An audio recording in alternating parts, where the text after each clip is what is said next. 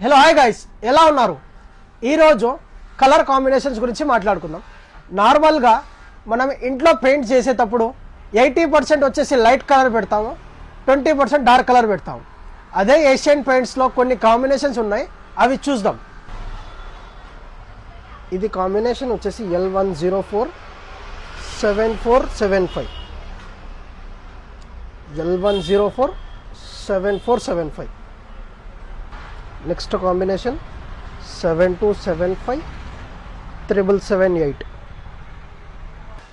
Next combination 06438059. Next combination L1297371. 80% of colour ఇది పెట్టుకోవచ్చు, 20% of colour Accent colour ఇది పెట్టేసుకోవచ్చు.